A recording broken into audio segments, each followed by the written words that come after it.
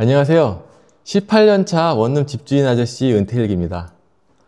제 유튜브 댓글이나 임대사업자 모임 카페에 올라오는 글들 중에 이런 댓글들이 가끔 이렇게 눈에 띄는데요. 원룸 월세 받아봤자 이것저것 빼고 나면 남는 것도 없더라. 이런 글들입니다. 오늘은 이 부분에 대해서 말씀을 드려볼까 하는데요. 그런데 저는 이런 글들을 보면 도대체 어떤 식으로 원룸이 운영이 되길래 저런 말을 할까 이해가 안 되는 부분이 좀 있는데요.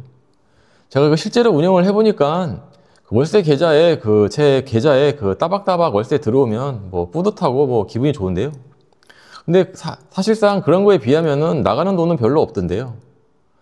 간혹 가다가 내부 시설에 고장이 나가지고 수리비가 나가는 것도 있긴 한데, 하다 보면 이런 것도 직접 대부분 직접 수리가 가능한 수준까지 이르게 되거든요.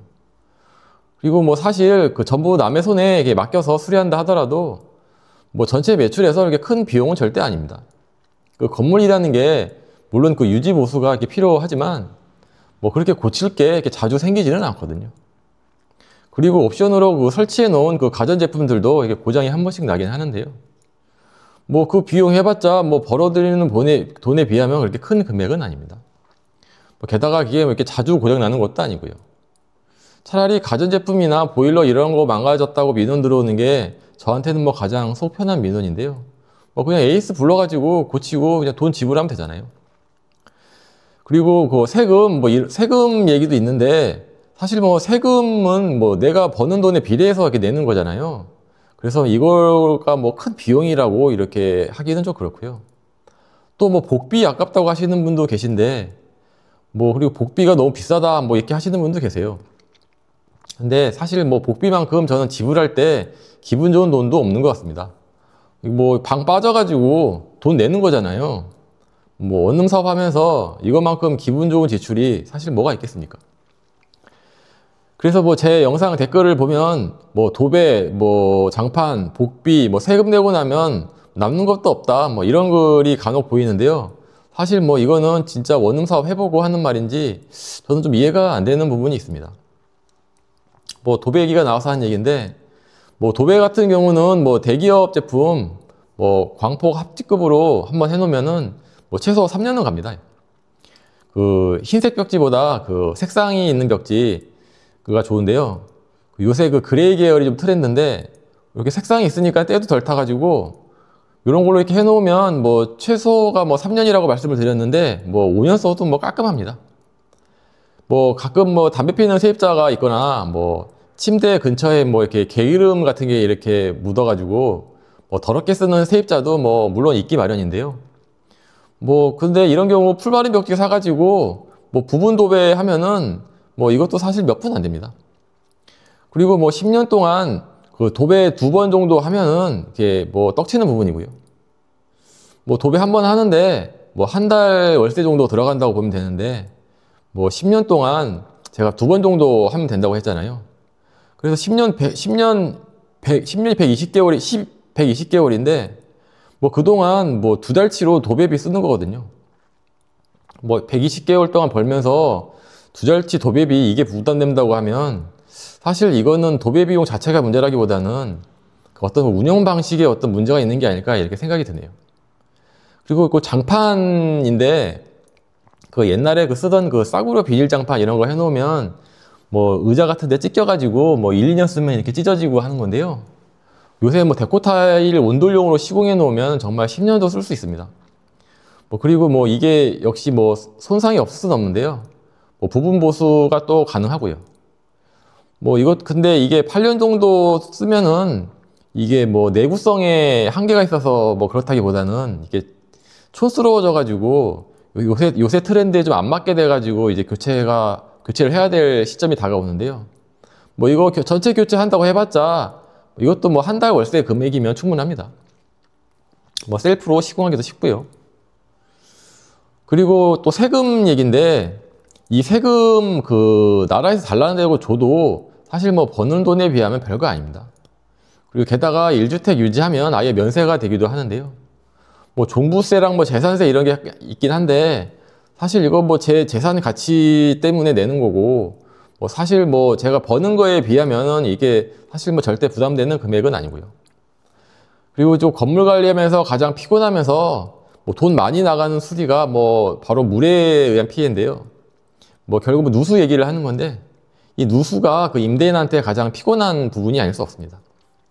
저도 뭐 갖가지 많은 누수 겪어보고 뭐 누수 탐지업자도 불러보고 뭐 결국은 제가 직접 수리도 하고 어떻게 해서든 이렇게 지금까지 잘 운영해 나가고 있는데요. 누수 종류로 이렇게 치면은 뭐 이렇게 상수도 누수가 있고요.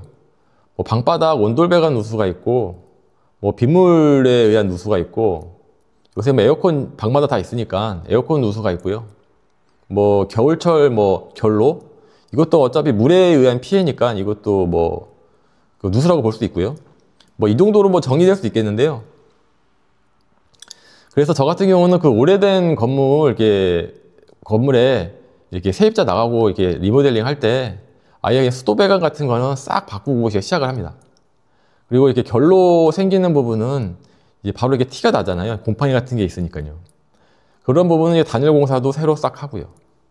이렇게 하고 나서 시작하면은 처음 공사할 때 비용이 좀 들어서 그렇지 뭐 한 번 해놓으면은 뭐 10년 이상 짱짱합니다. 뭐 더 이상 돈 들어갈 데도 없고요. 뭐 여하건 뭐 요건에 대해서는 나중에 뭐 좀 더 상세하게 다뤄볼까 합니다.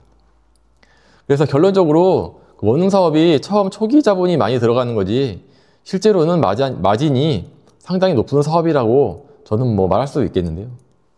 그 웬만한 그 프랜차이즈 요식업 같은 경우 유튜브에서 실제로 운영하시는 분 얘기를 들어보면 뭐 인건비랑 뭐 원자재비, 뭐 전기세, 뭐 광고비 뭐 이런 거 내면은 실제로 그 업주가 가져가는 게 전체 매출의 50%도 안 되더라고요. 근데 원룸 사업은 거의 90% 이상을 가져가게 되는 거니까 이는 뭐 괜찮은 사업이 아닐 수 없습니다. 근데 만약 그 대출 레버리지가 많으신 분은 그 은행 이자가 가장 큰 지출이 될 수 있겠는데요. 근데 대출은 오히려 그 수익률을 높여주게 되잖아요. 뭐 이걸 비용이라고 하기도 좀 애매한데요. 뭐 미래의 시간을 현재로 이렇게 땡겨 쓰는 게 대출이니까요. 근데 물론 이게 적당한 수준의 그 대출일 경우에 그 한해서 말씀드리는 거지. 뭐 무리한 대출에다가 뭐 거기서 뭐 원금 상환액까지 고려하면 괜히 뭐 건물 관리하는데 신경만 쓰고 잘못하면 진짜로 그 남는 것도 별로 없고 공실 많아지면 또 스트레스 엄청 커지고요. 또 코로나 전에는 대출 이자 해봤자 뭐 2%대였잖아요. 근데 지금은 무조건 뭐 4% 넘어가는 거니까 이게 된 부담이 또 2배가 돼버렸네요. 그래서 진짜로 그 잘못하면 그 말대로 버는 족족 전부 뭐 대출로 나가게 될 수도 있고요. 뭐 은행 좋은 일만 시킬 바에는 그냥 안 하는 게 낫지 않나? 뭐 저는 이런 생각도 듭니다. 그래서 아마 남는 것도 없는다고 하시는 분이 이 대출 이자 때문에 그런 게 아닐까 이렇게 생각이 드네요. 뭐 여하튼 이 원룸 사업이 제가 실제로 해보니까 그 대출 비중 관리만 잘하면 그 마진율이 높아서 좋은 사업이라고 결론을 낼 수 있는 부분이라고 생각합니다. 그렇다면 이렇게 마진율이 높은 이유는 무엇일까요? 뭐 사실 뭐 공짜가 그냥 있는 건 아니잖아요. 제가 그 원룸 사업에 개꿀인 이유 첫 번째로 그 원룸 사업이 부동산에 기반한 사업이라서 부동산 그 자체의 속성상 경쟁이 좀 제한적이다라고 이렇게 말씀을 드렸는데요. 이 경쟁이 적다라는 이 사업 본연 기본 구조가 뭐 이렇게 높은 마진을 이렇게 만들어낼 수 있지 않나 이렇게 생각이 듭니다. 보통 자본주의에서 경쟁이 심하면 뭐 이렇게 품질 향상을 위해서 연구개발비 계속 써야 되고 뭐 마케팅 비용도 계속 써야 되고 뭐 경쟁사 때문에 뭐 가격 경쟁도 해야 되고 뭐 하다 보니까 마진율이 점점 떨어지는데요. 뭐 제가 이렇게 주식을 본업으로 이렇게 하고 있기 때문에 뭐 기업들 재무제표랑 손익계산서 이런 거 보는 게 제 일상 중 하나인데요. 뭐 경쟁이 심한 업종일수록 순이익률이 낮아집니다. 우리나라 그 코스피에 그 마진율이 10% 안 되는 업종 무지하게 많아요. 근데 그 반대로 경쟁이 없는 업체들 보시면 요새 그 핫한 엔비디아 아시죠? 그 엔비디아 같은 경우는 55%가 순수 마진입니다. 뭐 마땅히 경쟁 상대가 없기 때문에 그냥 내가 받고 싶은 만큼 다 받는 거예요. 그래서 제가 가장 첫 번째 강조했던 이 경쟁이라는 부분, 이 경쟁이 적은 사업 구조 때문에 결론적으로 이렇게 원룸 사업 하면서 받는 월세가 대부분 내 차지가 되는 게 아닌가 이렇게 생각이 됩니다. 그래서 오늘은 원룸 사업 해봤자 이것 빼고 저것 빼고 나면 결국 남는 것도 없다, 뭐 이런 주제로 말씀을 드려봤고요. 이게 제가 원룸 사업 개꿀인 이유 네 번째가 될 수도 있겠네요. 첫 번째로 경쟁이 적다고 말씀드렸었고요. 두 번째로 이렇게 무인 창업이 가능하다라고 또 말씀드렸고, 이게 평생 직장으로도 가능하다. 그리고 네 번째, 오늘 마진율이 높다. 이렇게 말씀을 드렸습니다. 아무쪼록 이렇게 긴 시간 시청해 주셔서 감사드리고요. 제 채널 구독해 주시고 응원의 댓글 남겨주시면 제 18년 원룸 사업 노하우를 오늘처럼 이렇게 조금씩 풀어 나가 보도록 하겠습니다. 감사합니다.